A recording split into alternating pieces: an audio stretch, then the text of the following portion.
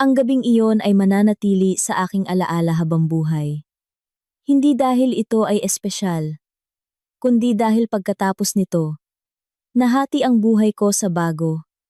At pagkatapos, ang pangalan ko ay Veronica, 24 taong gulang, isang financial analyst sa isang malaking kumpanya. Kasal ako kay David sa loob ng 10 taon. Wala kaming anak. At ito ay isang masakit na issue. Nagsimula ang umaga ng araw na iyon, gaya ng dati. Alarm clock sa 6:30 a.m., shower, kape, habang nagmamadali, makeup sa pasilyo. Dahil sa banyo, ay kalahating oras nang nag-aayos ang biyenan ko. Si Aling Gloria, 22 taong gulang, dating accountant. Lumipat siya sa amin. Sa 6 taon na ang nakalipas, pagkatapos mamatay ang kanyang asawa. Pansamantala, sabi ni David noon, pansamantala na umabot ng 6 na taon, umalis ka na naman. Ang boses ng biyenan ko ay umabot sa akin sa pasilyo. Naghanda ka ba ng almusal para sa asawa mo? Kaya na ni David ang kanyang sarili. Kaya na niya. Humalakhak siya. 10 taon mo nang ginugutom ang lalaking iyan. Okay, kumakain ako. Hindi ako sumagot. Natuto akong hindi sumagot. Lumabas lang ako. Tahimik na isinara ang pinto. Sa elevator, tiningnan ko ang sarili ko sa salamin. Madilim na bilog sa ilalim ng mata. Kulubot sa pagitan ng kilay. Pagod, walang buhay na tingin. 10 taon na ang nakalipas. Iba ang lahat. Si David ay tila mapagmahal at maalalahanin.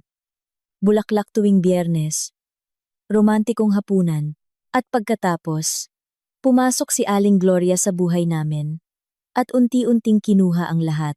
Sa simula, maliliit na bagay, mga puna tungkol sa pagluluto, mga payo sa paglilinis, pagkatapos ay mga komento tungkol sa hitsura, trabaho, at pagkatapos ay nagsimula ang isyu ng mga anak.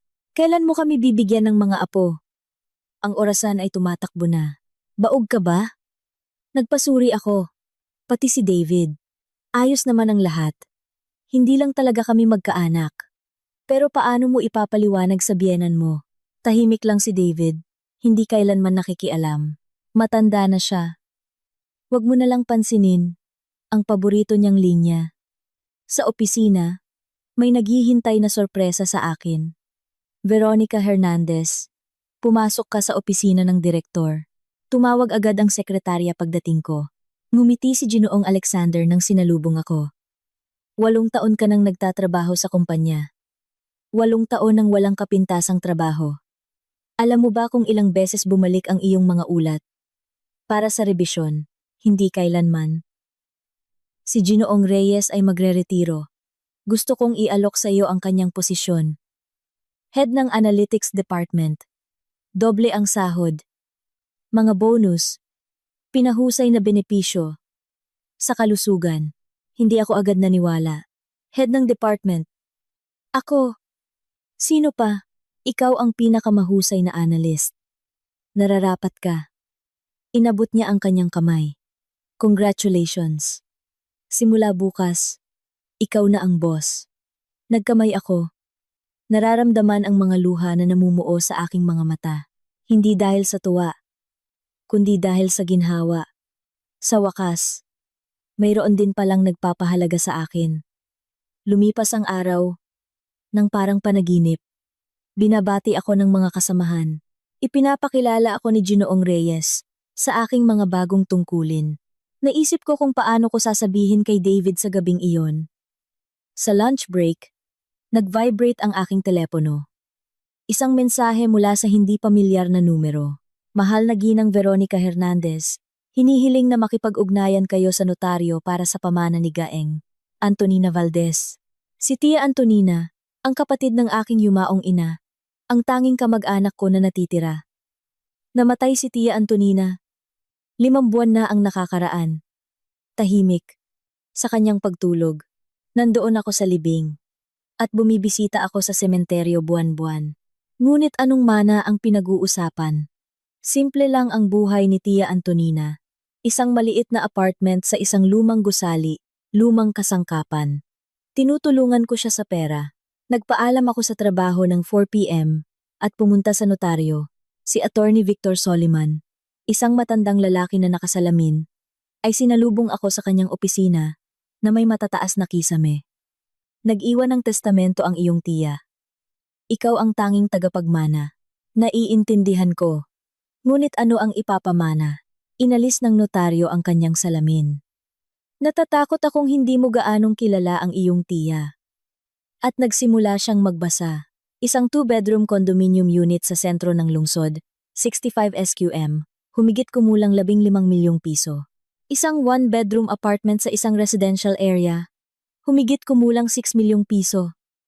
Isang bahay at lote sa probinsya na may 1,500 SQM na lupain, humigit kumulang 8 milyong piso. Isang bank account na may 1,200,000 piso. Isang koleksyon ng mga antigo na alahas. Tinatayang halaga, 800,000 piso. Nakikinig ako at hindi makapaniwala.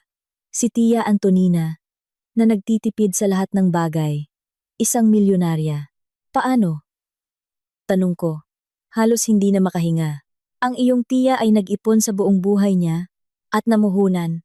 Bumili siya ng mga ari-arian noong dekada 90 pa.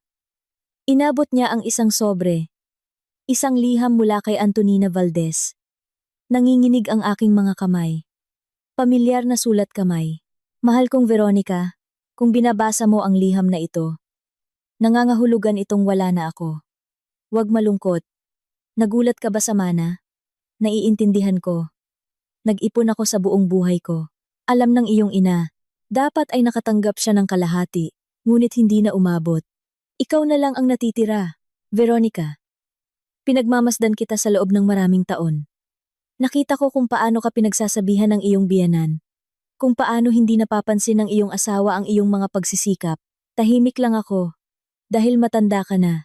Ngunit masakit ang aking puso. Ang manang ito ang iyong siguro. Ang iyong backup plan. Kung maayos ang lahat, mamuhay ka gaya ng dati. Ngunit kung maintindihan mo na karapat-dapat ka sa mas mahusay, mayroon kang lugar na pupuntahan. At isa pa, kapag nalaman mo ang tungkol sa mana, huwag kang magmadaling sabihin. Makinig muna. Obserbahan. Ipinapakita ng mga tao ang kanilang tunay na pagkatao kapag iniisip nilang walang nakakakita sa kanila. Mahal kita. Mamuhay ka para sa iyong sarili. Tia Antonina. Bumuhos ang luha. Umiyak ako sa opisina ng notaryo. Habang siya ay maselang nakatingin sa bintana. Si Tia Antonina, ang simple at tahimik, nagkunwari ng mahirap sa loob ng maraming taon upang mapanatili ang lahat para sa akin. Huwag kang magmadaling sabihin. Makinig muna. Parang alam niya. Bandang 8 p.m., nagpark ako sa bahay. Nagpa siya akong sasabihin ko na ang lahat. Masisiyahan si David. Umakyat ako sa ika-4 na palapag. Isinaksak ko ang susi. Tahimik na gusto kong magbigay ng sorpresa. Walang ingay na bumukas ang pinto. At agad kong narinig ang mga boses mula sa kusina. Ang biyanan ko. At si David. Sigurado akong sinasabi ko sa iyo. Kumakabog ang boses ni Aling Gloria. Si Mila mula sa rehistro. Ang kanyang kapatid ay nagtatrabaho sa opisina ng notaryo. Si Soliman ang nag-iwan ng kayamanan kay Veronica. Napatigil ako sa pasilyo. Anong kayamanan? Nag-aalala ang boses ni David. 2 kondominium. Isang bahay at lote sa probinsya.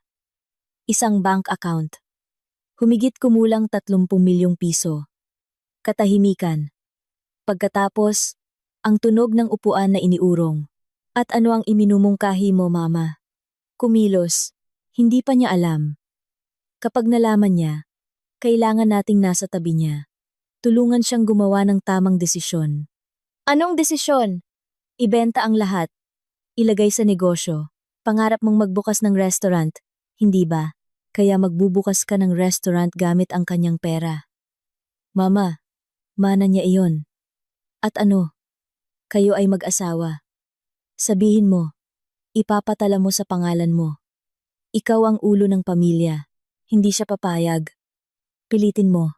I-pressure mo sa pamamagitan ng mga anak. Sabihin mo, Gusto kong magkaanak. At hindi ka maaaring magkaanak sa inuupahang apartment. At dito, nakatira tayo sa bahay ni Mama. Parang mga parasitiko. Naramdaman ko na parang may humihigpit sa loob ko. Paano kung tumanggi siya? Mahinang boses ni David. Kung gayon, hiwalayan mo siya. Pagkalipas ng ilang taon, kapag nasa negosyo na ang pera, hiwalayan. Bakit hindi? 10 taon na kayong kasal. At ano? Walang anak. Walang silbi. Nagtatrabaho buong araw. At sa bahay, ako ang gumagawa ng lahat. Walang kwenta. Karapat-dapat ka sa mas mahusay. Katahimikan. Inaasahan kong kokontra si David. Sasabihin na mahal niya ako. Siguro nga tama ka, sabi niya. Siguro oras na para baguhin ang isang bagay. Noon, parang nawala ang lupa sa ilalim ng aking mga paa. Naging parang koto ng aking mga binti. Kumapit ako sa sabitan. 10 taon. 10 taon akong nagtitimpla ng kape para sa lalaking ito.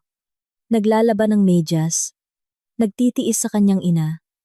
At sa lahat ng oras na iyon, ako ay walang kwenta. Malinaw na lumitaw ang mga salita ni Tia. Ipinapakita ng mga tao ang kanilang tunay na mukha. Kapag iniisip nilang walang nakakakita sa kanila. Tahimik akong lumabas ng apartment. Bumaba, umupo sa bangko, malamig. Ang mahinang ulan ay lumakas. At humihip ang malamig na hangin. Nakaupo ako sa ulan, nang walang payong. At kakaiba, walang luha. Tanging lamig. Kinuha ko ang aking telepono. Binuksan ang notes. Plano. Manahimik. Tungkol sa mana. Konsultasyon sa abogado. Pagtatala ng mga pag-uusap. Paghahanda sa pag-alis. Pagkalipas ng 20 minuto. Bumalik ako. Malakas kong isinara ang pinto. Sa kusina. Hinahalo ng biyenan ang kaldero. Nakaupo si David sa kanyang smartphone. Veronica. Bakit gabi ka na? Nagtagal ako. May balita ako. Lumingon ang biyenan ko. May sakim na pagkausyoso sa kanyang mga mata. Na-promote ako. Head ng Analytics Department. Doble ang sahod. Pahinga. Congratulations, sabi ni David nang walang pakialam. Mas maraming pera. Maganda. Tinalikuran ng biyenan ko ang kalan. Makakatulong sa pamilya. Iyon lang. Walang magaling. Walang ipagmalaki. Basta pera sa pamilya. Pagod na ako. Matutulog na ako. Sa kwarto. Humiga ako sa kama. Nakatingin sa kisame. 10 taon. Kasama ang mga taong itinuring akong walang kwenta. Naghihintay ng pagkakataon na gamitin at itapon. Ngunit ngayon, may plano na ako. Umuugong ang pinto. David, pakinggan mo. Sinabi ni Mama tungkol kay Tia. Parang may mana. Hindi ka ba tinawagan? Hindi. Walang tumawag. Kakaiba. Kung sakali tumawag sila, sabihin mo lang. Good night. Nagsalita pa siya. Ngunit hindi ako nakikinig. Umiikot sa aking isip ang mga plano. Bukas, tawag sa abogado. Sa makalawa, ayusin ang mga dokumento. At sa lahat ng oras, manahimik, magmasid, magtala. Nakatulog ako sa pag-iisip. Malapit na magbago ang lahat. Kinabukasan, mas maaga akong nagising. Tahimik akong nag-ayos. Lumabas. Sa opisina, tumawag ako sa abogado. Si attorney, Clara Cortez, isang abogado sa batas ng pamilya, ay maikli kong ipinaliwanag ang sitwasyon. Dumating ka ng 2. Pag-uusapan natin. Sa 2 p.m., nakaupo ako sa kanyang opisina na maliwanag na may mga bulaklak sa bintana. Ikinuwento ko ang lahat tungkol sa biyenan. Tungkol sa asawa. Tungkol sa gabi kahapon. Veronica, sabi niya, ang magandang balita. Ang mana ay sa loob ng kasal. Ito ay personal mong ari-arian. Article 109 ng Family Code. Walang karapatan ng asawa mo. Huminga ako ng malalim. Ang pagtatala ng mga pag-uusap ng walang pahintulot ay mahirap sa legal. Ngunit para sa pag-unawa, itala mo. At kung magpasya kang hiwalayan siya ng legal, maghanda ka na ngayon. Magbukas ka ng hiwalay na account. Itago ang mga dokumento sa isang bank vault. Huwag magbigay ng dahilan para sa mga hinala. Sa ngayon, hanggat hindi ka pa handang umalis, pipilitin ka nila, sasasyantahin ka. Kailangan mong maging handa. Nakatira ako sa apartment ng biyanan ko. Maaari niya akong palayasin. Oo, kailangan mo ng sarili mong tirahan. Mas mabuti kung hindi malalaman ng pamilya. Lumabas ako, na may malinaw na plano. At pakiramdam ng kalayaan, sa unang pagkakataon sa loob ng maraming taon, kontrolado ko ang aking buhay. Pagkalipas ng 2 araw, pumunta ako sa notaryo. Pagsapit ng gabi, naiproseso na ang mga papeles ng mana. At nakuha ko na ang ganap na karapatan sa 2 condo unit, isang bahay at lupa sa probinsya, isang account, at isang koleksyon ng mga alahas. Nakalagay ang mga susi sa aking bag. Mabibigat na susi sa isang bagong buhay. Ang kondo sa sentro ay maganda. Matataas na kisame, malalaking bintana, tanawin ng parke. Kailangan ng renovation, ngunit malaki ang potensyal. Tinawagan ko ang contractor at nagkasundo kami sa isang pulong. Sa bangko, nagbukas ako ng bagong account at umarkila ng safe deposit box para sa mga dokumento. Araw-araw, itinatala ko ang mga pag-uusap, ang mga pintas ng biyenan, ang kawalang pakialam ng asawa, ang mga pahiwatig tungkol sa mana. Nagsimula ang renovation pagkalipas ng 1 linggo. Pumupunta ako sa lunch break para tingnan. Tapusin ang kontraktor sa loob ng 1 buwan. Kasabay nito, inilipat ko ang mga gamit. Ang mga luma kong damit ay ibinigay ko sa kaibigan ko. Ang mga libro ay dinala ko sa aklatan, ang mga dokumento ay dinala ko sa trabaho. At lumalala ang panggigipit. Araw-araw, usapan tungkol sa tiya. Nagtatanong ang biyenan. Wala bang naiwan si tiya? Hindi ko alam. Walang tumawag. Nagsimula si David ng mga usapan tungkol sa hinaharap. Nagpapahiwatig. Maganda kung may sarili tayong tirahan. 2 linggo. Naging mas agresibo ang biyenan at nagtagal ulit. Ang promotion mo, puro problema. Hindi ka pa rin natuto magluto sa loob ng 10 taon. Walang anak, walang silbi. Hindi ako ipinagtanggol ni David. Tahimik lang siya o sinusuportahan ng ina. Itinatala ko ang lahat at ipinapadala sa abogado. 3 linggo. Diretsyong tinanong ng biyenan ang tungkol sa mana. Itinanggi ko. Alam kong may iniwan sa iyo. Huwag kang magsinungaling. Saan nanggaling ang impormasyon? Tumahimik siya. Napagtantong nakapagsalita siya ng sobra. Sa gabing iyon, sinubukan ni David ang malumanay na paraan. Veronica, kung mayroon, sabihin mo, pamilya tayo. Kailangan kong pag-isipan. Malapit nang matapos ang renovation. Nakabili na ako ng mga kasangkapan ayon sa aking panlasa. Hindi ayon sa panlasa ng biyenan. Ngayon, mayroon na akong lahat. Sariling tirahan, pera, mga tala ng pag-uusap. Ang tanging natitira ay ang huling hakbang. Nag-email ako sa abogado. Handa akong mag-file ng annulment at legal separation. Dumating ang sagot pagkalipas ng 1 minuto. Pumunta ka bukas. Pag-uusapan natin ang estratehiya. Ibinaba ko ang telepono. At sa unang pagkakataon sa loob ng 3 linggo, ngumiti ako. Malapit na matapos ang lahat. Kinabukasan, pumunta ako kay Attorney Clara Cortez. Ng 10 AM, sa labas ng kanyang opisina, maingay ang lungsod, at inilalatag ko sa mesa ang mga dokumento, mga titulo, mga bank statement, mga transcript ng mga pag-uusap. Kahanga-hanga, sabi ng abogado, habang nililipat ang mga papeles. Pinaghandaan mo ng husto. Mayroon kang 3 linggo. At ginugol mo ang mga ito ng matalino. Ngayon, pag-usapan natin ang estratehiya. Nag-usap kami ng 2 oras. Ipinaliwanag ni Attorney Cortez ang proseso ng legal separation at annulment, ang posibleng mga hadlang, ang mga opsyon ng asawa. Maaari niyang subukang kwestiyunin ang iyong karapatan sa mana, sabi niya. Idineklara na naglagay ka ng magkasanib na pera sa renovation? Halimbawa, una siya ay nakilahok sa pagpapanatili ng ari-arian, ngunit hindi ito totoo. Hindi mahalaga. Ang mahalaga ay maaari niyang subukan, kaya't itago ang lahat ng resibo. Lahat ng kontrata. Magbayad para sa renovation gamit lamang ang iyong personal na account. Iyong pinaglipatan ng mana. Walang magkasanib na pera. Tumango ako. Ginagawa ko na ito. Ngayon tungkol sa annulment mismo. Wala kayong anak. Wala ring pagtatalo sa ari-arian. Dahil ang mana ay personal mo. Sa teoretikal, dapat ay mabilis ang lahat.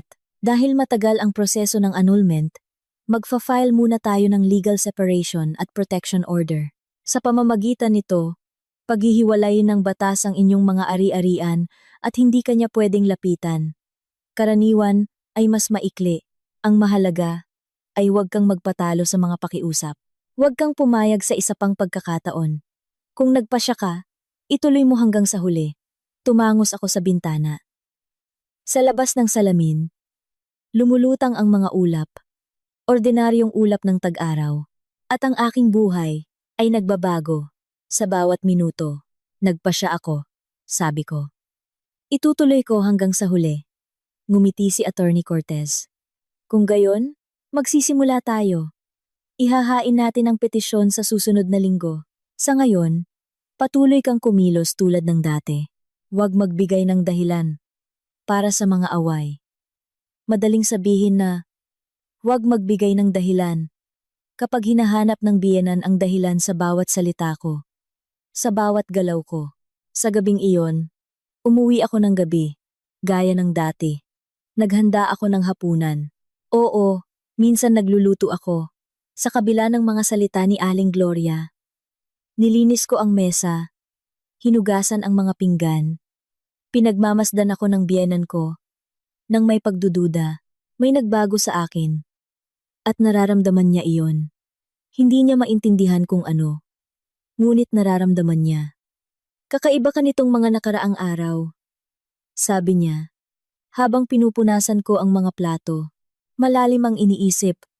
May nangyari ba? Wala. Pagod lang sa trabaho. Bagong posisyon. Maraming responsibilidad. Responsibilidad. Humalakhak siya. Mas mabuti kung iniisip mo ang pamilya. Hindi ang karera. Hindi mo binibigyan ng pansin ang asawa mo. Hindi ka man lang lumalabas sa bahay. Anong klaseng asawa ka? Dati. Sasaktan ako ng mga salitang ito. Dati. Magpapaliwanag ako. Magsusorry.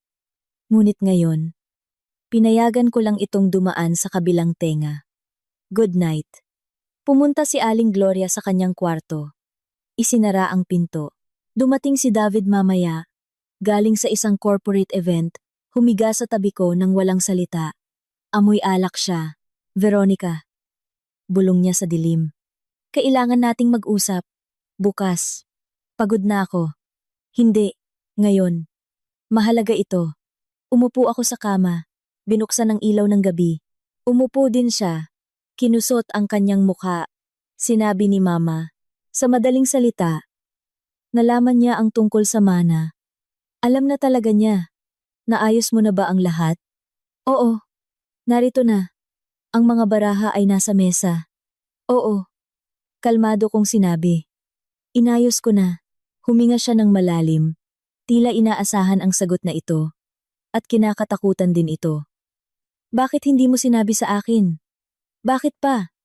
Bakit pa? Mag-asawa tayo. Dapat nating pag-usapan ang lahat. Talaga? Tiningnan ko siya sa mata.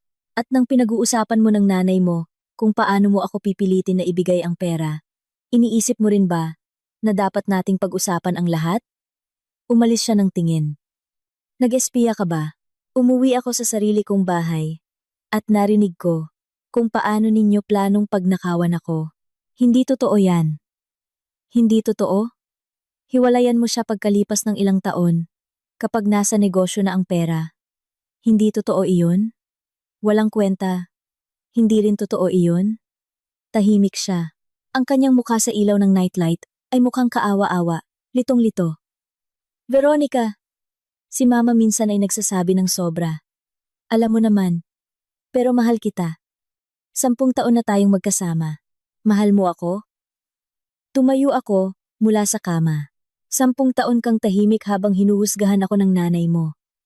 Hindi ka man lang kumontra. Hindi ka man lang nagsabi sa kanya na mali siya. Ito ba ang pagmamahal? Matanda na siya. Tama na. Hindi ako sumisigaw. Mahina akong nagsasalita, ngunit napatalon siya. Tama na. Humalakhak ako. Ang mga dahilan na iyan. Hindi siya matanda. Siya ay isang matandang babae na sadyang pinili na pahirapan ako sa loob ng maraming taon. At ikaw ay isang matandang lalaki na sadyang pinili na pahintulutan ito. Binuksan niya ang kanyang bibig. Ngunit hindi ko siya pinayagang magsalita. Ang mana ay personal kong ari-arian. Ayon sa batas, wala kang anumang karapatan dito at hindi ko planong mag-invest ng anuman sa pamilya, kahit 1 piso. Pero hindi ito patas. Hindi patas? Alam mo ba kung ano ang hindi patas? Ang mamuhay ng 10 taon. Kasama ang isang taong itinuturing kang walang kwenta. Ito ang hindi patas. Kinuha ko ang unan at kumot. Matutulog ako sa sala. At kailangan ko ng oras para mag-isip. Hindi niya ako pinigilan. Hindi man lang niya sinubukan. Ang mga sumunod na araw ay naging isang walang katapusang digmaan ng mga nerbiyos. Lumaban ang biyenan ko. Ang bawat hakbang ko ay kinokomento. Ang bawat salita ay tinututulan. Saan ka pupunta? Sa trabaho. Bakit ang aga mo? Malamang, tumatakbo ka sa kasintahan mo. Late ka na naman. Ang normal na asawa ay nasa bahay ng 7 p.m. Anong mga pakete iyan? Gumagasta ka na naman ng pera? At walang naiwan sa pamilya. Tahimik ako, nagtatala. Naghihintay. Si David ay nagpapalit-palit sa pagitan ko at ng kanyang ina. Minsan, sinusubukan niyang makipag-ayos. Kalimutan na natin. Simulan natin muli. Minsan, sumisigaw siya. Kailangan mong magbahagi. Pamilya tayo. Minsan, tahimik lang siya sa loob ng ilang araw. Nakatingin sa dingding. Minsan, sinubukan niyang buksan ang aking telepono. Nahuli ko siya sa pasilyo. Naghahalungkat siya sa aking bag. Anong ginagawa mo? Binawi niya ang kanyang kamay na parang napaso. Wala. Naghahanap ng charger sa bag ko. Akala ko baka kinuha mo ang akin. Kasinungalingan. Isang tahasang, walang kwentang kasinungalingan. David. Sabi ko, kung hahawakan mo pa ulit ang mga gamit ko, tatawagin ko ang pulis. Pulis! Nababaliw ka na ba? Hindi. Sa unang pagkakataon sa loob ng mahabang panahon, nasa tamang pag-iisip ako. Umalis siya. Malakas na isinara ang pinto at pinalitan ko ang password ng aking telepono at sinimulan kong dalhin ang mga dokumento sa akin. Kung sakali, natapos ang renovation sa condo unit nang mas maaga sa inaasahan. Tumawag ang kontraktor noong Biyernes, Veronica Hernandez. Tapos na ang lahat. Maaari mo nang tanggapin ang trabaho. Agad akong pumunta pagkatapos ng trabaho. Nagbago ang kondo. Maliwanag na dingding. Bagong sahig na kahoy. Modernong banyo. Nakalagay na ang mga kasangkapan. Aking sofa. Aking mesa. Aking mga estante ng libro. Aking bahay. Sa unang pagkakataon sa buhay ko. Sarili kong bahay. Naglakad ako sa mga silid. Hinipo ang mga dingding. Binuksan ang mga kabinet. Lahat ay bago. Malinis. Sa akin. Walang anumang bagay na konektado sa nakaraang buhay. Walang alaala ng biyenan, ng asawa, ng mga 10 taon ng kahihiyan. Umupo ako sa sofa at umiyak. Sa unang pagkakataon sa loob ng mga linggong ito, umiyak ako. Hindi dahil sa kalungkutan, hindi dahil sa galit, kundi dahil sa ginhawa, dahil sa tuwa, dahil sa pagkaunawa na narito na ang daan palabas. Ang tanging natitira ay ang huling hakbang. Noong Lunes, ako at si Attorney Cortez ay nag-file ng petisyon para sa pagwawalang bisa ng kasal. tahimik at pangkaraniwan ang tanggapan ng korte. Walang drama, walang eksena, puro papel, selyo, lagda. Ipapahatid ang summons sa iyong asawa sa pamamagitan ng process server ng korte, sabi ng sekretarya. Ang unang pagdinig ay sa 1 buwan. 1 buwan? Isa pang buwan sa taong ito. Ngunit ngayon, mayroon akong layunin. Ngayon, alam kong matatapos ito. Kinagabihan, mas late akong umuwi. Dumaan ako sa aking kondo. Dinala ang huling gamit. Ang tanging natitira ay ang pinakamahalaga. Ang iba ay maaaring iwanan. Binuksan ko ang pinto at agad kong naramdaman na may kakaiba. May ilaw sa pasilyo. Sa sabitan, may nakasabit na ibaong coat, mamahalin, panlalaki. Mula sa kusina, naririnig ang mga boses. Naglakad ako sa kusina, nakatayo sa mesa ang biyenan, si David, at isang hindi pamilyar na lalaki na humigit kumulang 50 taong gulang, nakasuot ng suit. Oh, narito na siya. Ngumiti ang biyenan ng may tagumpay. Umupo ka. Veronica. Siya si attorney, Benitez, abogado. Ipapaaliwanag niya sa iyo ang iyong mga obligasyon. Tumayo ang abogado. Inabot ang kanyang kamay. Attorney Benitez. Kinakatawan ko ang interes ng iyong asawa. Hindi ko hinawakan ng kamay. Nanatili sa pintuan. Interes ng asawa ko. Anong interes? Ari-arian. Umupo siya ulit. Sinabi sa akin ni David na nakatanggap ka ng malaking mana at tumanggi kang ibahagi ito sa pamilya. Dahil sa batas, hindi ko kailangang ibahagi ito. Formal, oo. Ngunit may mga nuances. Walang nuances. Kinuha ko ang aking telepono, Article 109 ng Family Code. Ang ari-arian na natanggap ng isa sa mga mag-asawa sa pamamagitan ng pagmamana ay kanyang personal na ari-arian. Kahit na natanggap ito sa panahon ng kasal, umubo ang abogado. Magaling ka sa batas. Maganda iyan. Ngunit pag-usapan natin ang isang mapayapang solusyon. Mapayapang solusyon? Tiningnan ko ang biyanan ko. Iyon ba ay kapag tinawag akong walang kwenta at nagpaplano ng pagwawalang bisa ng kasal pagkatapos kuhanin ng pera? Namutla si Aling Gloria. Nagtatala siya. Bulong niya kay David. Sinabi ko na sa iyo. Nagtatala siya. Nagtatala. Kumpirma ko. Through linggo. Bawat usapan. Bawat pang-iinsulto. Bawat plano. Nagkatinginan ang abogado. At si David. Nakaupo si David na namumutla. Nakakuyom ang mga kamao. Veronica, mag-usap tayo ng mahinahon. Simula niya. Hindi. Sa korte tayo mag-uusap. Nag-file ako ng pagwawalang bisa ng kasal kaninang umaga. Makakatanggap ka ng summons mula sa korte. Katahimikan. Maging ang biyenan ay tumahimik. Nag-file ka ng pagwawalang bisa ng kasal? Tumayo si David. Walang babala. Walang usapan? Ano pa ang pag-uusapan? Tungkol sa kung gaano mo ako kamahal? O tungkol sa kung paano mo planong hiwalayan ako pagkalipas ng ilang taon? Si Mama ang nagsabi niyan. Hindi ako. At sumang-ayon ka. Siguro nga tama ka. Iyan ang mga salita mo? Lumapit siya sa akin. Galit sa kanyang mga mata. Hindi ka aalis. Ito ang bahay ko. Ito ang kondo ng nanay mo. At aalis ako sa loob ng ilang araw kung hindi mo ako palalayasin ng mas maaga. Oo, palalayasin kita. Ngayon na. David, tumayo ang abogado sa pagitan namin. Huwag. Wala itong ibibigay. Tumayo din ang biyenan. Hindi. Hayaan mo siyang umalis. Tama na. 10 taon akong nagpakain sa taong ito na walang silbi. At ano ang nakuha ko? Kawalang pasasalamat. Pinakain? Tumawa ako. Binayaran ko ang kalahati ng utilities, bumili ng groceries, nagbigay ng pera para sa gastos sa bahay. O nakalimutan mo? Kakaunti. Ang kakaunti kong pera kumpara sa kung ano ang mayroon ka ngayon. Mana ito ng tiya ko.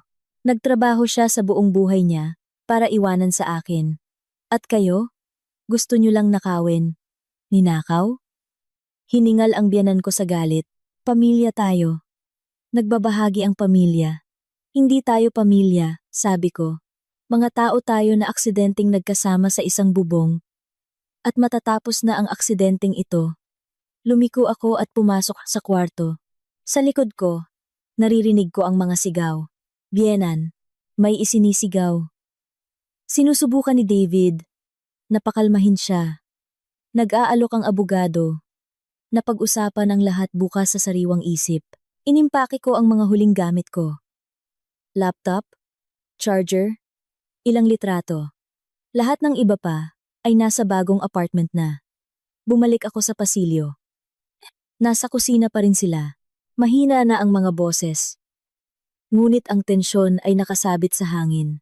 Aalis na ako, sabi ko ng malakas. Ipapahintulot ko ang mga susi sa mesa. Ang aking abogado ay makikipag-ugnayan sa inyo tungkol sa pagwawalang bisa ng kasal. Umalis ako ng hindi lumilingon. Madilim at malamig sa labas. Ang mahinang ulan ay bumabagsak sa aking mukha. Sumakay ako sa kotse. Inilagay ang mga kamay sa manibela. At ilang minuto ay nakaupo lang. Nakatingin sa harap. 10 taon. 3,650 araw. At ngayon, tapos na ang lahat. Sa isang gabi. Sa isang pag-uusap.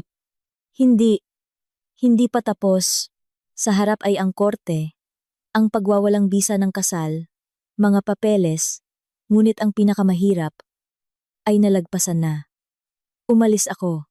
Malaya ako. Instart ko ang kotse at umuwi sa aking bahay. Sinalubong ako ng kondo ng init at katahimikan. Walang ingay ng biyenan. Walang tahimik na paghatol ng asawa. Tanging ang aking mga gamit, ang aking mga libro, ang aking kape sa kusina. Naghanda ako ng tsaa. Umupo sa bintana. Kumikislap ang lungsod sa ibaba. Sa isang lugar. Sa isa sa mga matataas na gusaling iyon. Si David at ang kanyang ina ay gumagawa ng mga bagong plano. Naghahanap ng paraan upang maghiganti, magparusa, kunin, ngunit wala na itong silbi. Hindi sila magtatagumpay. Nagring ang telepono. Si David. Ibinaba ko ang tawag. Tumawag siya ulit, at ulit, at ulit. Pagkatapos, dumagsa ang mga mensahe. Veronica, pag-usapan natin. Hindi ka maaaring umalis ng ganyan. Mahal kita. Ayusin natin ang lahat. Pakiusap. Sagutin mo. Hinarangan ko ang kanyang numero. Pagkatapos, tumawag ang biyenan ko mula sa landline. Ibinaba ko rin. Hinarangan ko rin. Katahimikan. Isang mapayapang katahimikan. Tinapos ko ang aking tsaa. Natulog. Sa unang pagkakataon, sa mahabang panahon, nakatulog ako ng mahimbing. Ang mga sumunod na linggo ay abala. Sinubukan ni David na makipag-ugnayan sa akin. Sa pamamagitan ng mga kakilala, sa pamamagitan ng mga kasamahan, hiningi ko sa kanila na huwag magpasa ng mga mensahe. Lumitaw ang biyenan ko sa aking trabaho. Gumawa ng eksena sa reception. Sumisigaw na sinira ko ang pamilya. Inilabas siya ng guwardiya. Tinawag ako ni Ginoong Alexander sa kanyang opisina. Tinanong kung maayos ang lahat. Ipinaliwanag ko ang sitwasyon. Maikling sinabi. Nagpapaanul ako. Hindi matanggap ng mga dating kamag-anak. Tumango siya. Kung kailangan mo ng tulong, sabihin mo. Maaaring makatulong ang mga abogado ng kumpanya. Salamat. Kakayanin ko. Sa unang pagdinig sa korte para sa protection order, dumating si David kasama ang kanyang abogado na si Attorney Benitez. Sinubukan nilang tutulan ito, humihingi ng pagkakataon na mag-usap kami. Ngunit nagpakita ang abogado ko ng mga ebidensya ng psychological at emotional abuse. Kailangan niya ng space, sabi ni Attorney Cortez. Pinaburan ako ng hukom. Mabilis na lumipas ang isang buwan. Tumawag, sumulat, at pumunta si David sa building ko. Hindi ko binuksan. Hindi ako sumagot. Minsan, nahuli niya ako sa sasakyan. Hinawakan ang aking kamay. Veronica, nakikiusap ako. Mag-usap tayo. Bitawan mo ako. Ngayon, aayusin ko ang lahat. Kakausapin ko si mama. Aalis siya. Tayong dalawa lang ang titira. Huli na. Bakit huli na? Bakit hindi mo ako bigyan ng pagkakataon? Tiningnan ko siya sa mata. Sa mga matang iyon, na minsang akala ko ay pamilyar. Dahil ipinakita mo kung sino ka. Hindi sa salita, kundi sa gawa. At ayaw ko nang makasama ang ganitong tao. Binawi ko ang aking kamay at umalis. Nanatili siyang nakatayo sa tabi ng kotse. Litong-lito. Kaawa-awa. Maikli ang pangalawang pagdinig para sa legal separation. Walang laban si David dahil personal kong ari-arian ang mana. Tahimik si David, nakatingin sa sahig. Naaprubahan ang aming legal na paghihiwalay habang umuusad ang annulment case. Paglabas ko ng courtroom, nakasalubong ko ang biyenan. Naghihintay siya sa pasilyo. Namumutla. Tumanda. Sinira mo ang buhay ng anak ko. Bulong niya. Hindi kita kailanman patatawarin. Ang kanyang buhay ay sinira mo. Sagot ko. Nang pinalaki mo siyang ganyan? At nagpatuloy ako sa paglalakad. Nang hindi lumilingon. Naghihintay sa akin si attorney. Cortez sa labasan.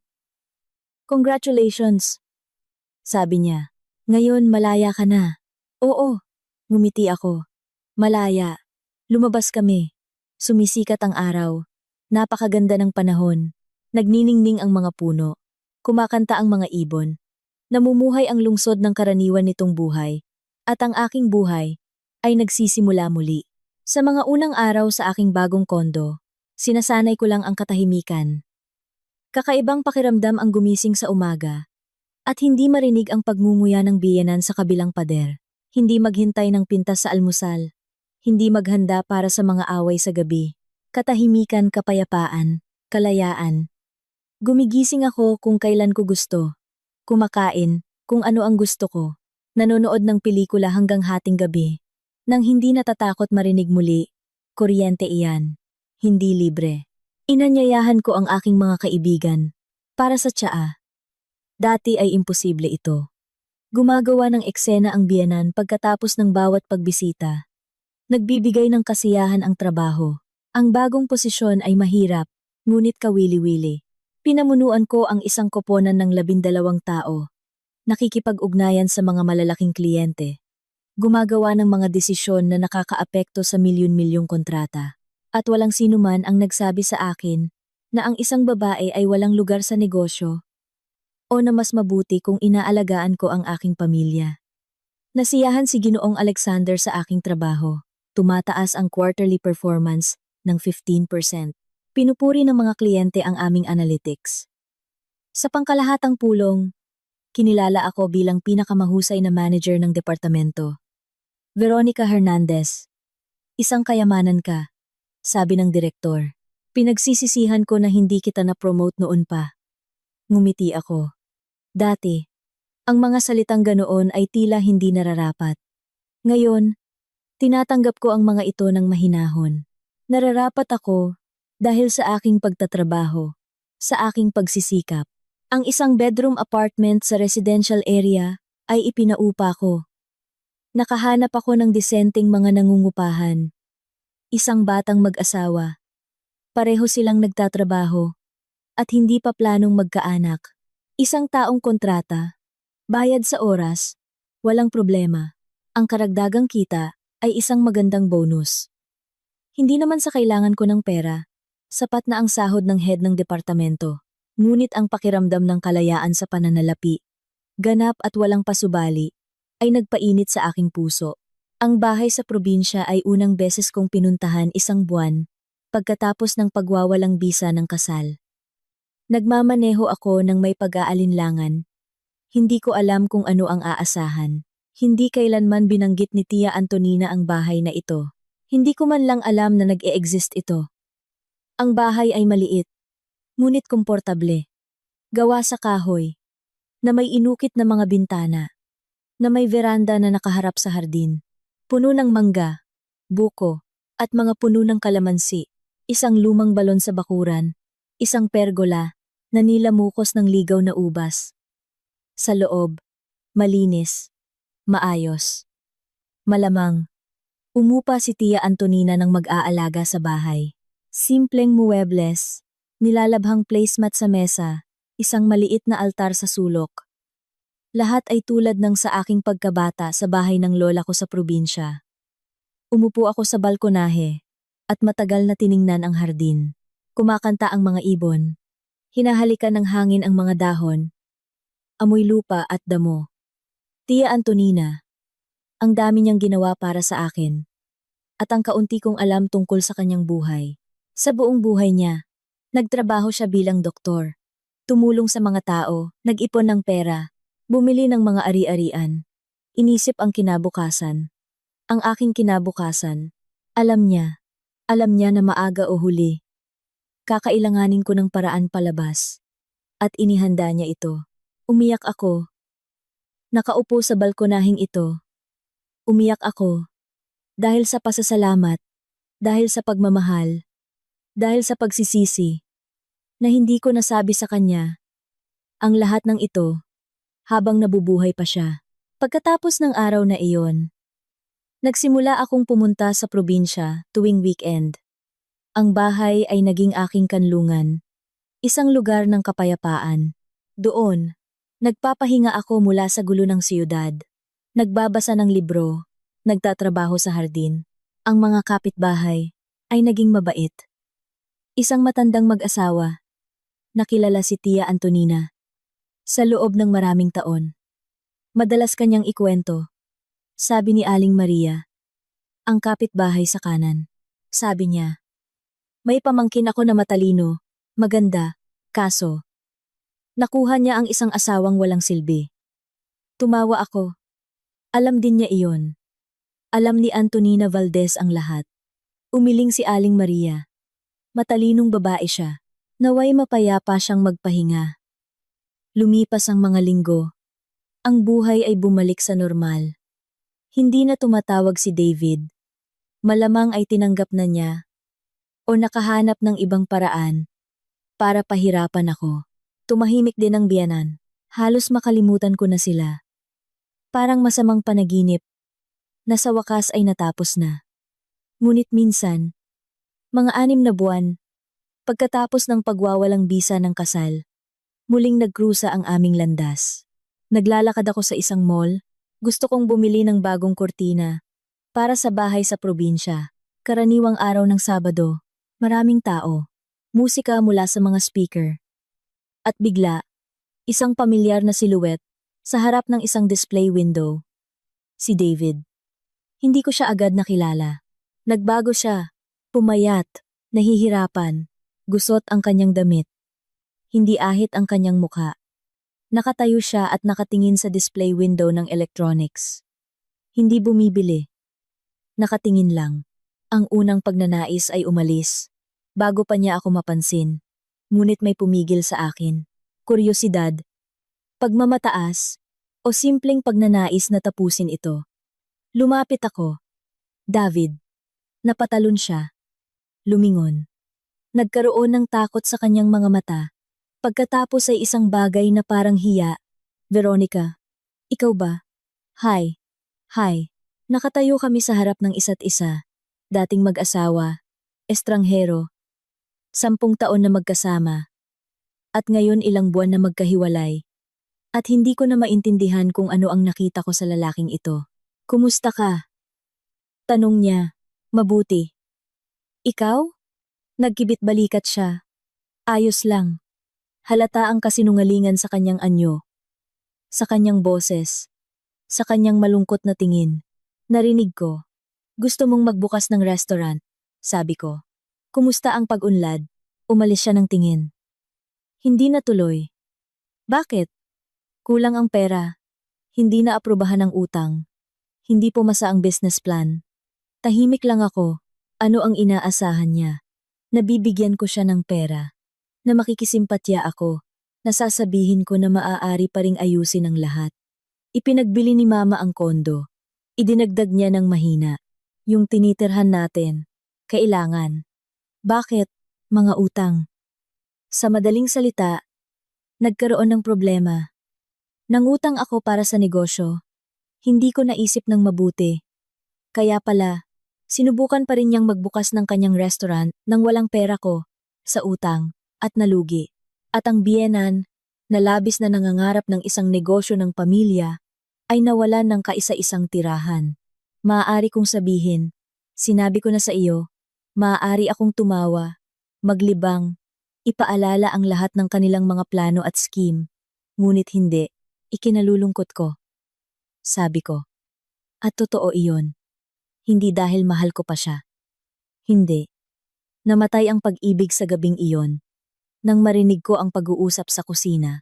Ngunit siya ay isang tao, isang malungkot, nalilitong tao na gumawa ng maling pagpipilian at ngayon ay binabayaran ito. Veronica. Lumapit siya sa akin. Maaari ba tayo? Hindi. Hindi mo pa natatapos. Hindi ko kailangang tapusin.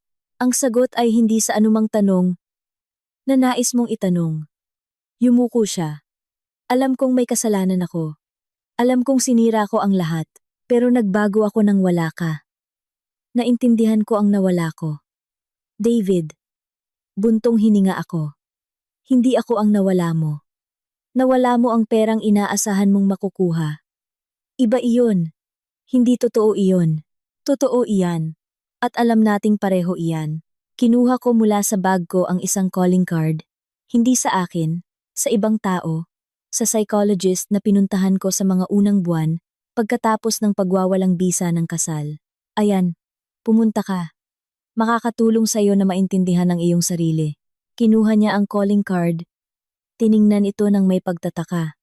Paalam, David. Sana, maging maayos ang lahat sa iyo. Lumiko ako at umalis, nang hindi lumilingon. Sa kotse, nakaupo ako ng ilang minuto, nagpapagaling. Kakaibang pakiramdam ang makatagpo ng isang taong nakasama mo ng 10 taon. At walang maramdaman. Walang galit, walang sakit, walang pagsisisi. Puro kawalan lang, hindi kawalan. Ginhawa. Ginawa ko ang tamang pagpipilian. Umalis ako sa tamang oras. At ang buhay ko ngayon ay sa akin na. Nang maglaon, nalaman ko ang mga detalye mula sa mga karaniwang kakilala. Ang kwento ay mas malungkot pa sa aking iniisip. Pagkatapos ng pagwawalang bisa ng kasal, nagpa siya si David na patunayan sa lahat.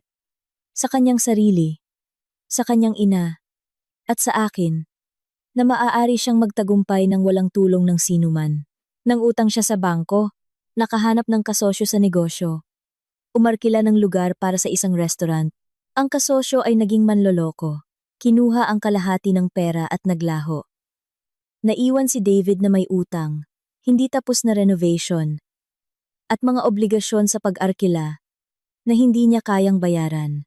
Sinubukan ng biyenan na tumulong, ipinagbili ang kondo, ibinigay ang pera sa anak, ngunit hindi ito sapat.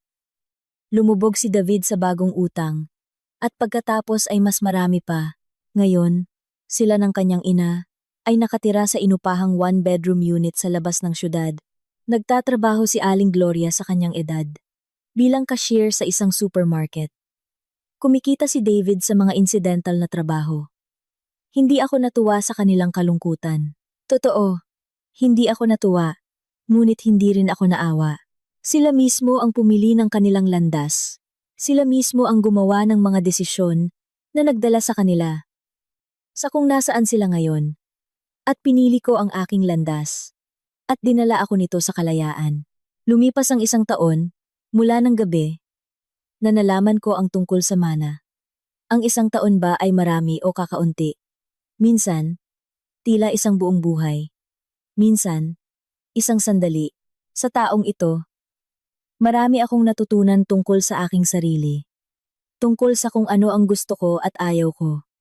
Tungkol sa aking mga hangganan. Aking mga halaga. Aking mga pangarap. Nalaman ko na kaya kong mag-isa at gusto ko ito. Nakikipag-ugnayan ako sa mga kaibigan, kasamahan, mga kapitbahay sa probinsya. Ngunit ang mag-isa, sa sarili ko, nang walang pangangailangan, na magbigay kasiyahan sa sinuman o magpasaya sa sinuman, ay naging kamangha-manghang kaaya-aya. Nalaman ko na ang trabaho, ay isang mahalagang bahagi ng aking buhay. Ngunit hindi ito ang tanging bagay. Sinimulan kong kumuha ng bakasyon, pumunta sa mga maikling paglalakbay, sa Baguio, Cebu, Palawan. Tiningnan ko ang mundo na dati ay nakikita ko lang sa bintana ng opisina. Nalaman ko na handa ako para sa bagong relasyon balang araw. Hindi ngayon. Ngayon, masaya ako na mag-isa. Ngunit kung makakakilala ako ng isang taong pahahalagahan ako kung sino ako, bakit hindi? Ang anibersaryo ng kamatayan ni Tia Antonina ay bumagsak sa isang mainit na araw ng Mayo. Maaga akong pumunta sa sementeryo. Bago pa dumami ang tao, nagdala ako ng mga bulaklak. Puting rosas. Paborito ng tiya ko. Inilagay ko sa florera. Pinunasan ang lapida. Inalis ang mga dahon ng nakaraang taon mula sa libingan. Umupo sa bangko sa tabi. Sumisilip ang araw sa mga dahon ng puno. Kumakanta ang mga ibon. Sa malayo, naririnig ang ingay ng lungsod. At dito, tahimik at payapa.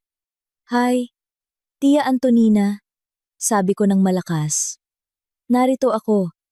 Tulad ng ipinangako, katahimikan bilang tugon. Ngunit alam kong naririnig niya, mula sa kung saan walang sakit at kalungkutan. Ayos lang ako. Mas mabuti pa sa ayos. Ang kondo mo ay isang himala. Nagpa-renovate ako. Nakatira doon. Masaya araw-araw. Pumupunta ako sa probinsya tuwing weekend. Ang mga kapitbahay mo ay kahangahangang tao. Pinapabati ka ni Aling Maria. Ngumiti ako, pinunasan ng luha. Na-promote ako sa trabaho. Naaalala mo? Ngayon, ako na ang boss. Isang tunay na boss na may opisina at sekretarya. Ipagmamalaki mo sana ako. Nanahimik ako, nakatingin sa litrato sa lapida. Nakatingin sa akin si Tia Antonina mula sa litrato. Mabait, matalino, nauunawaan ang lahat. Nagpaanol ako kay David. Tama ka. Hindi siya ang taong inakala ko. Ngunit hindi ako nagsisisi. Hindi na sayang ang 10 taon. Marami akong natutunan. At, higit sa lahat, natutunan kong pahalagahan ang sarili ko. Kinuha ko mula sa bag ang liham. Ang mismong liham mula sa notaryo. Binasa kong muli ang huling mga linya. Kapag nalaman mo ang tungkol sa mana, huwag kang magmadaling sabihin. Makinig muna. Obserbahan. Ipinapakita ng mga tao ang kanilang tunay na pagkatao kapag iniisip nilang walang nakakakita sa kanila. Salamat sa iyo, sabi ko. Sa lahat, sa pera, sa mga kondo, sa bahay, ngunit higit sa lahat, sa mga salitang ito. Hindi sa literal na kahulugan. Ngunit naiintindihan mo. Ibiniklad ko ang liham pabalik sa bag. Tumayo. Inayos ang mga bulaklak sa florera. Pumupunta ako rito taon-taon sa araw na ito. At kahit hindi rin. Hindi ka nag-iisa, Tia Antonina. Naaalala kita. Lagi kitang maaalala. Nanatili pa ako ng 1 minuto. Nakatingin sa libingan. Pagkatapos ay lumiko ako at lumabas. Nagpapatuloy ang buhay. Ang aking buhay. Malaya. Independiente. Sarili ko. Sa gabing iyon, nakaupo ako sa balkonahe ng aking kondo. Ang lungsod ay nasa ibaba. Mga ilaw, mga sasakyan, mga tao, milyon-milyong kapalaran, milyon-milyong kwento, at isa sa mga ito ay sa akin. Lumamig ang tsaa sa tasa. Hinahampas ng hangin ang aking buhok. Iniisip ko ang kinabukasan. Ang trabaho na nagbibigay ng kasiyahan. Ang kondo na naging tahanan. Ang bahay sa probinsya kung saan malapit nang mamunga ang mga puno ng mangga, ang mga paglalakbay na darating pa. Tungkol sa mga librong gusto kong basahin. Tungkol sa mga taong gusto kong makilala. Tungkol sa buhay na nagsisimula pa lang. 35 taong gulang. Marami ba? O kakaunti? Dati? Tila marami. Tila ang pinakamahusay ay nakalipas na. Na walang magbabago. Na magtitiis ako sa biyenan. Hanggang sa aking kamatayan. At maghihintay ng pag-ibig. Mula sa isang taong hindi marunong magmahal. Ngayon, naiintindihan ko, nagsisimula pa lang ang lahat. Nasa harapan ang mga dekada ng kalayaan, mga oportunidad, mga pagpipilian. Tinapos ko ang aking tsaa, kinilabutan sa lamig ng gabi. Oras na para pumasok. Nasato ng salang kong, nasato ng pumitula, ngunit bago iyon, isang huling tingin sa lungsod, sa mga ilaw, sa mga bituin, sa walang katapusang kalangitan sa itaas. Salamat, Tia Antonina. Bulong ko. Nakatira para sa sarili ko, tulad ng gusto mo. Dinala ng hangin, mula sa kung saan ang amoy ng mga bulaklak sa paligid. Napakaliwalas ng gabi. Nagpatuloy ang buhay. At ako ay masaya. Hindi ang lagnat na kaligayahan, na sumisiklab at namamatay. Hindi ang pakitang tao na kaligayahan para sa iba, kundi isang tahimik, payapa, tunay na kaligayahan ng isang taong sa wakas ay natagpuan ang kanyang sarili. Tumayo ako, pumasok sa kondo, isinara ang pinto ng balkonahe, binuksan ang ilaw, tiningnan ang aking refleksyon sa madilim na salamin. Isang babaeng nasa gitnang edad, matagumpay, independyente, malaya, na may nakaraang nagturo, na may kasalukuyang nagpapasaya, na may hinaharap na umaakit. Ngumiti ako sa aking refleksyon. At ngumiti rin ang refleksyon bilang tugon. Salamat sa pakikinig hanggang sa huli. Kung naging interesante sa iyo ang kwento, mag-subscribe sa channel at mag-like upang hindi makaligtaan ang mga bagong video.